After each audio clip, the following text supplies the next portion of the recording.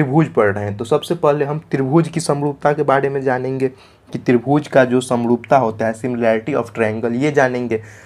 लेकिन त्रिभुज के समरूपता से पहले यही कॉन्सेप्ट जो है आपका बहुभुज के बारे में, मतलब त्रिभुज की जगह पे अगर कोई भी आकृति हो इस टाइप से तो वहाँ पे आप लोग सेम यही लगा सकते हैं। यही जो कॉन्सेप्ट त्रिभुज के लिए है वही कॉन्सेप्ट आप लोग बहुभुज के लिए भी लगा सकते हैं, ठीक है।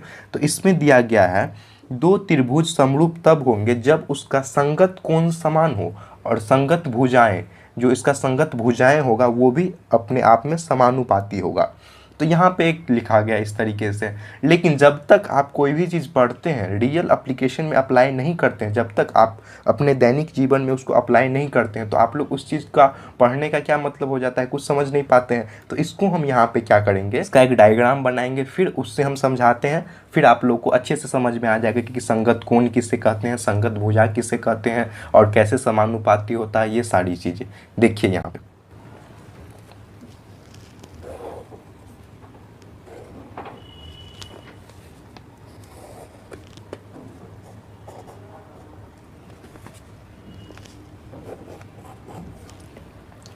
अब देखिए यहाँ पे हम एक त्रिभुज बना लिए, एक त्रिभुज के अंदर एक और त्रिभुज है, इस तरीके से बना लिए।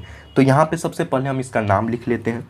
ये त्रिभुज का नाम ए, इसको बी, इसको सी, इसको डी, इसको ई और इसको एफ। नाम से कोई भी दिक्कत नहीं है, यहाँ पे P Q R S T U कुछ भी ले सकते हैं, उसके लिए कोई दिक्कत नहीं है। तो हम यहाँ पे क्या बोलेंगे, अगर त्रिभुज ए बी सी और क्या बनाए हम त्रिभुज डी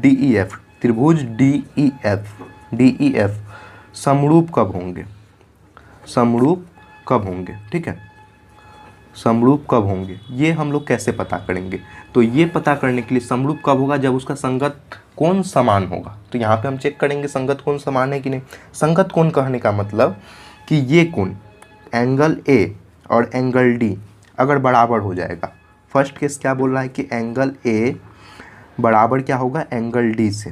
कोण ए बराबर होना चाहिए कोण डी से, कोण बी बराबर होना चाहिए कोण ई से, मतलब कि कोण बी बराबर होना चाहिए कोण ई से, और कोण एफ बराबर होना चाहिए कोण सी से, मतलब कि कोण यहाँ पे क्या है, सी बराबर होना चाहिए कोण एफ से, ठीक है। तो फर्स्ट आपका यही बोल रहा है संगत कोण समान कहने का मतलब कि ये कोण समान हो गया। अब बोल रहा है संगत भुजाएं समानुपाती हो, क्या है ए बी और यहाँ पे क्या है डी ई, तो ये क्या है आपस में संगत भुजा है। तो यहाँ पे क्या हो जाएगा, ए बी बट्टे डी ई बराबर होना चाहिए किसके, संगत भुजाएं बी सी और ई एफ के, तो बी सी बट्टे ई एफ के। और यहाँ पे क्या हो जाएगा, ए सी संगत किसके बराबर है, यहाँ पे सी डी के बराबर। तो यहाँ पे क्या हो जाएगा, ए सी बट्टे यहाँ पे क्या है डी एफ, ए सी बट्टे डी एफ, ए सी बट्टे डी एफ, ये क्या है इसके लिए संगत भुजा है। तो ये दोनों केस अगर सेटिस्फाई कर देगा, संतुष्ट कर देगा इसको और इसको, ठीक है, तो हम लोग क्या बोलेंगे कि त्रिभुज ए बी सी संगत भुजाएं यहाँ पे समानुपाती करने का मतलब ये बराबर होना चाहिए और संगत कोण कहने का मतलब ये बराबर होना चाहिए। समझ गए आप लोग। तो अगर ये दोनों, अगर अपने आप में ये दोनों चीज़ बराबर हो रहा है, जब भी आप क्वेश्चन सॉल्व करते हैं, जो भी आपको डाटा दिया रहा है, जो भी आंकड़ा दिया रहा है, जिससे आप लोग मेजरमेंट करते हैं, मान के चलिए ये 60 डिग्री का तो ये भी 60 डिग्री का होगा, ठीक है। अगर ये दोनों बराबर हो रहा है तो ये चीज़ क्या कहलाएगा, त्रिभुज समरूप कहलाएगा। अगर त्रिभुज समरूप है तो उसको हम लोग किस तरीके से लिखेंगे, क्या है ए बी सी, त्रिभुज ए बी सी क्या है, समरूप है त्रिभुज डी ई एफ के, त्रिभुज डी ई एफ के। ये दोनों क्या है, अपने आप में समरूप है। समझ गए। अब हम लोग देखेंगे कि त्रिभुज की समरूपता की कसौटी, सिमिलैरिटी क्राइटेरिया ऑफ ट्रायंगल, किस किस तरीके से हम लोग बोल सकते हैं कि कोई भी त्रिभुज क्या होगा, समरूप कब होगा।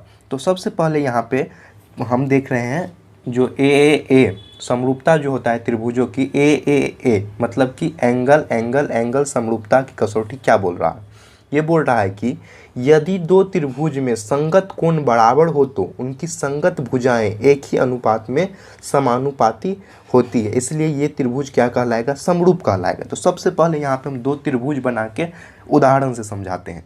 देखिए यहाँ पे हम दो त्रिभुज बना लेते हैं इस तरीके से।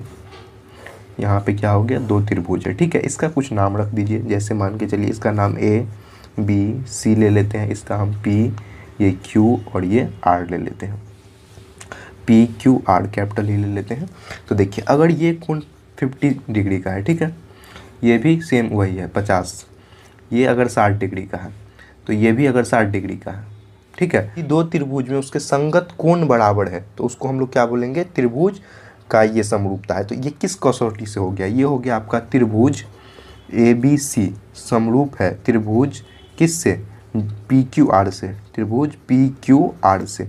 ये कौन से कसौटी से हो गया, एंगल कसौटी से, मतलब यहाँ पे ए कसौटी लगा है, ठीक है। ये भी एक रहता है। अभी हम लोग पढ़े थे कि त्रिभुज के अंदर जो कोण होता है, टोटल जो इसके अंदर का कोण होता है, ये तीनों कोणों का योग कितना होता है, 180 डिग्री। तो हम यहाँ से पता करके बता सकते हैं कि ये डिग्री कितना होगा, 70 डिग्री का, क्योंकि ये दोनों मिलके 110 हो जाता है, तो ये 70 डिग्री का हो गया। तो अब त्रिभुज क्या हो गया, यहाँ पे तीनों समरूप है, तो यहाँ पे अब बोल सकते हैं कि त्रिभुज ABC समरूप है त्रिभुज PQR से। किस कसौटी से, एंगल कसौटी से, कोण के ये कसौटी से ये क्या है, समरूप है। समझ गए। सेम इसी तरीके से अब हम दूसरा देखते हैं, त्रिभुज SAS कसौटी, मतलब कि साइड एंगल साइड कसौटी। यदि एक त्रिभुज का एक कोण दूसरे कोण के बराबर हो तो इन कोणों के अंतर्गत करने वाली भुजा समानुपाती होती है, तो दोनों त्रिभुज क्या होगा, समरूप होगा। तो इसका भी हम एक फिगर बना के दिखा देते हैं कि दो त्रिभुज अगर होगा तो किस तरीके से होगा।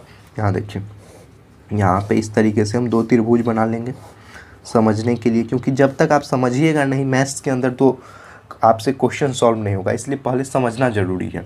यहाँ पे A, ये B, ये C, इसको हम P लेते हैं, इसको Q और इसको R लेते हैं।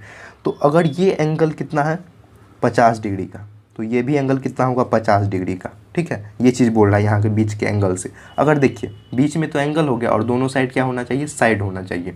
ये चीज़ देखिए, साइड एंगल साइड में, बीच में तो एंगल हो गया, दोनों साइड मतलब कि ये AB का जो होगा और जो PQ का होगा, ये दोनों क्या होना चाहिए, समानुपाती होना चाहिए। और जो AC होगा वो PR के समानुपाती होना चाहिए। मान के चलिए यहाँ पे हम कोई नंबर लेते हैं, इसका नंबर 2 लेते हैं, इसका 4 लेते हैं, इसका 6 लेते हैं और इसका 12 लेते हैं, तो ये दोनों क्या समानुपाती है, ये चीज़ हम चेक कर लेंगे। यहाँ से चेक कीजिए, यहाँ से कोण A बराबर होगा कोण P के, जो कि है यहाँ पे कोण A बराबर कोण P के है। तो यहाँ पे हम चेक कर लेते समानुपाती, मतलब AB PQ के समानुपाती है, तो AB बाय PQ मतलब 2/4 हो जाएगा। काटिएगा तो कितना होगा, 1/2। और यहाँ पे चेक कीजिए क्या है, AC बट्टे क्या होगा, PR होगा। ये कितना है आपका, 6/12 जब काटिएगा तो कितना होगा, 1/2 आएगा, ठीक है। तो यहाँ से दिख रहा है कि दोनों अपने आप में समरूप है, तो हम कह सकते हैं त्रिभुज ABC समरूप है त्रिभुज PQR के। किस कसौटी से समरूप है, साइड एंगल साइड से, ठीक है। ये इस तरीके से इसके लिए समरूप हो जाएगा, ठीक है। अब नेक्स्ट एक और है, इसमें दो, मतलब मेनली आपका 3 होता है। एक ये हो गया एंगल, एक साइड एंगल साइड, और एक होता है आपका साइड। ये जो हम यहाँ पे बताए हैं ये 2 एंगल के लिए है। अगर आपको 2 एंगल पता है तो तीसरा एंगल तो पता कर सकते हैं ना, 180 डिग्री माइनस दोनों एंगल का जो सम होगा, जोड़ के जो आएगा उससे यहाँ पे घटा दीजिएगा तो आपका वो एंगल पता हो जाएगा। ये एंगल ये आपका क्वेश्चन सॉल्व करने में यूज होता है, इसलिए हम यहाँ पे ये बता दिए हैं, ठीक है। अब है साइड, मतलब कि अगर 3 दिया रहा है साइड, तो यहाँ पे हम सिर्फ भुजा को देखेंगे। त्रिभुज के अंदर यहाँ पे सिर्फ हम भुजा को देखेंगे। तो ये क्या बोल रहा है, यदि दो त्रिभुज में एक त्रिभुज की भुजाएं दूसरे त्रिभुज की भुजाओं के समानुपाती हो, मतलब कि ये क्या हो, एक ही अनुपात में हो, तो इसकी संगत कोण क्या हो, बराबर हो, इसलिए ये त्रिभुज क्या होगा, समरूप होगा। मतलब इसमें हम भुजा को देखेंगे मेनली। तो यहाँ पे 2 त्रिभुज बना लेते हैं। यहाँ पे 2 त्रिभुज इस तरीके से बना लीजिए। इसका नाम दे दीजिए ABCPQR, ठीक है। अगर इसका वैल्यू हम 2 लेते हैं, इसका 3 लेते हैं, इसका 4 लेते हैं, तो इसी तरीके से यहाँ पे ले लेंगे 6, इसका 9 और 12। इस तरीके से अगर है 2 त्रिभुज, AB और PQ यहाँ पे क्या है, संगत भुजा है। BC और QR यहाँ पे संगत भुजा है। AC और PR यहाँ पे क्या है, संगत भुजा है। तो इसका हम चेक कर लेंगे यहाँ पे। तो AB बाय क्या होगा, PQ, रेशियो चेक करेंगे, अनुपात चेक करेंगे, 2/6 हो जाएगा। काटिएगा तो 1/3 हो जाएगा। यहाँ देखिए BC/QR, यहाँ पे कितना है, 3/9, काटिएगा तो 1/3 आ जाएगा। अब क्या है, AC, तो AC बट्टे क्या हो जाएगा, PR, इसका चेक कीजिएगा तो कितना होगा, 4/12, तो ये कितना हो जाएगा, 3 हो जाएगा। तो इस तरीके से आपको क्या दिख रहा है, ये तीनों क्या है, सेम अनुपात में आ रहा है। मतलब A B equal to P Q equal to B C by Q R, और ये इक्वल क्या हो जाएगा ए सी और पी आर के, मतलब कि तीनों का अनुपात सेम आ रहा है। तो हम क्या बोलेंगे, त्रिभुज ए बी सी समरूप है त्रिभुज पी क्यू आर से। किस कसौटी से है, साइड साइड साइड की कसौटी से। समझ गए। तो thanks for watching this video. मिलते हैं फिर नेक्स्ट वीडियो में। अगर आपने इस वीडियो से कुछ भी नया सीखा है तो प्लीज़ अपने दोस्तों के साथ शेयर करें, चैनल को सब्सक्राइब करें, और अगर आप लोग को समझने में कोई भी डाउट, कोई भी कन्फ्यूज़न आया हो तो उसको कमेंट सेक्शन में ज़रूर से बताएं। और अगर आप लोग को इस तरीके का और भी सारा चैप्टर्स का वीडियो चाहिए तो उसका आपको चैनल पर सारा मिल जाएगा। डिस्क्रिप्शन बॉक्स में उसका लिंक है। सारा चैप्टर का एक एक क्वेश्चन का वीडियो इस बुक का सारा अवेलेबल है, भारतीय वन बुक का। तो वो चीज़ आप लोग वहाँ से देख सकते हैं।